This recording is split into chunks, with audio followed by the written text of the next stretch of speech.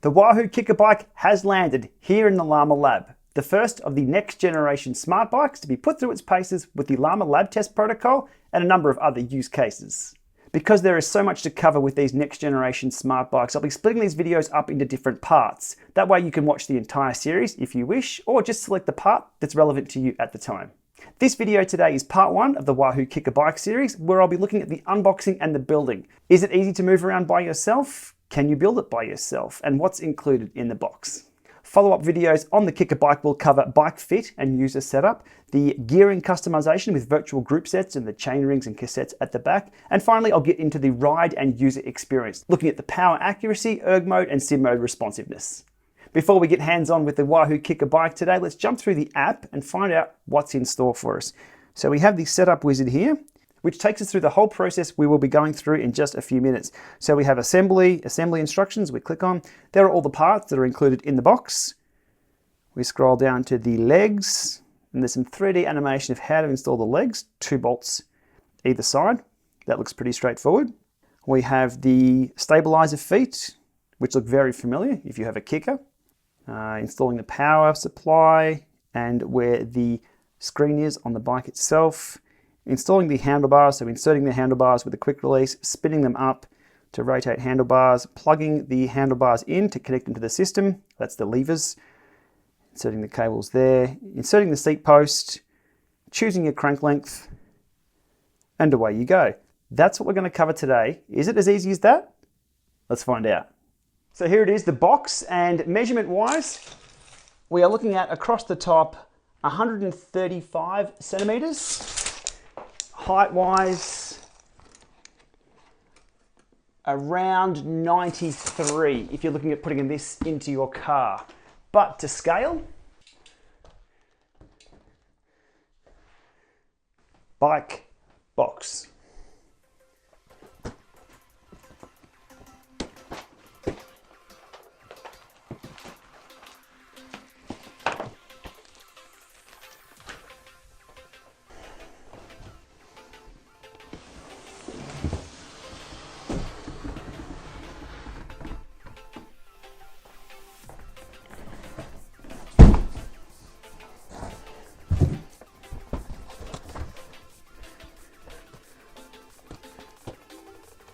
Okay, here's what's inside the box. It's very neatly packed with some pretty solid housing around the bike itself and everything in that box that you need. Now I had a 50-50 chance of getting it set up the right way and I didn't get it right. So spinning the box around, taking the lid off, getting rid of that, more packaging at the back there, protecting the flywheel, and the box of goodies, and the rest is just padding. Okay, into the box of goodies to see what we have.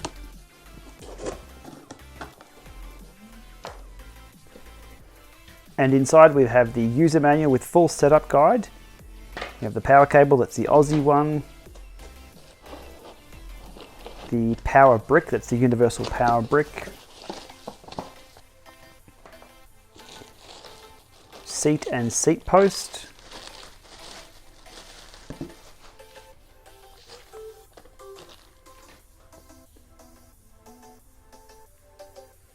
Onto the pedals, and yes, they do supply pedals with reflectors.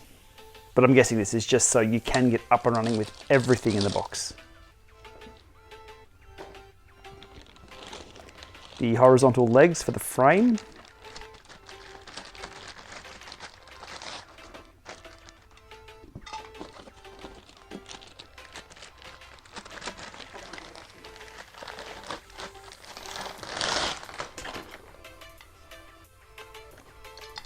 And finally, the handlebars and levers.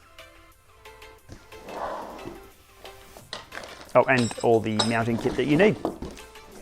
Okay, full kit grid, I'd call this. There's the whole bike frame and all the accessories that come in the box. Everything you need to start pedaling.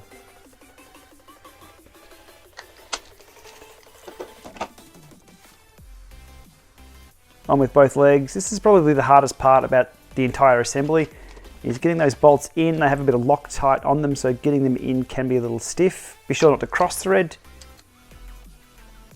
They are still a little demanding.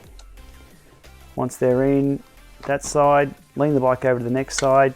And the technique that I used here was to sort of lean with it on my shoulder so I could do it. It's definitely a two-person job officially, but here's how to do it. Just by yourself.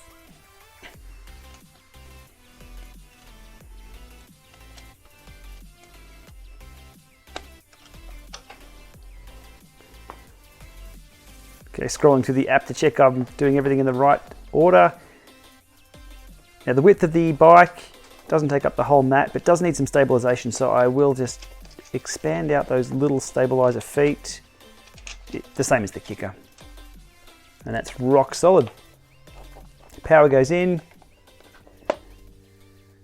onto the handlebars.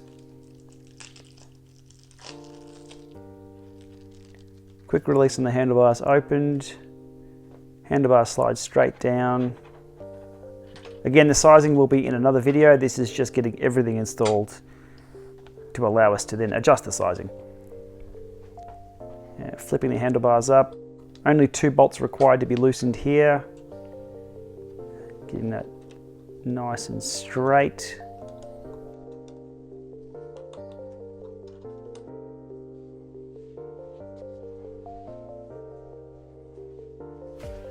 Onto the cable connections for left and right levers, 1 and 2 going in. There's a third port there for future expansion. There's also a USB port there. Okay, shifting, brilliant. Working on that side, and virtual big ring, small ring, also working. Okay, over to the seat post.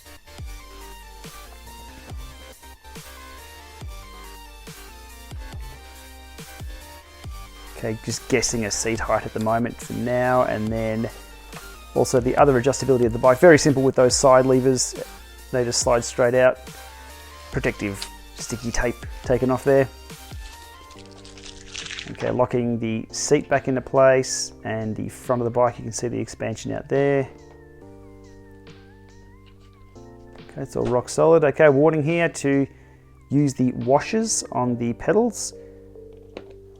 Okay, I'm just using the standard Fred pedals that come with the bike with the washers. 172.5 is my length, just to get the bike ticking along. There we go, pedals on. Time to make sure everything's locked into place and spin the pedals. Now, this is a bit of a sound test with a shotgun mic directed straight at that flywheel, so it probably sounds a little louder than it actually is. Here's the pedal motion. So pretty quiet is the answer there. And the levers are already set up by default for gear shifting, and the top buttons on the left lever also go up and down for the simulated gradient. Or tilt, I guess they call it now. We have to make sure we define gradient versus tilt now.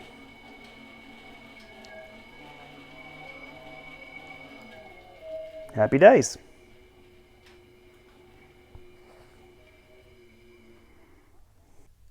And the last thing I'll do today is check for firmware updates on the KICKR bike, which involves using the Wahoo app to pair the sensor. We've connected over Bluetooth, fetching information, successfully paired, and 0.4.29 is up to date. Happy days, nothing to do there. So there we have it, part 1 of the Wahoo KICKR bike experience, so to speak, the unboxing and the building of the unit. A few of my observations are, moving the box is a 2-person job, well, a 2-Lama job. I couldn't carry that thing. I had to drag it around and get some assistance to get it here in the Lama lab. But from there, I could build it by myself. If you've ever purchased something from IKEA and you've managed to build it successfully yourself, you'll have no problems at all putting the Wahoo KICKR bike together. I think the only real trick was the legs there, so you just had to get a bit creative if you were doing it by yourself, just to make sure that bike didn't fall on your cat or something like that. Another interesting observation I'll cover more in depth in the fit and sizing video is that the seat post is a standard 27mm hole, so if you're swapping the bike with somebody else in the household who doesn't like the seat that you're using, or the tilt, no problems, just another seat post in there, mark it at the right height, you're good to go.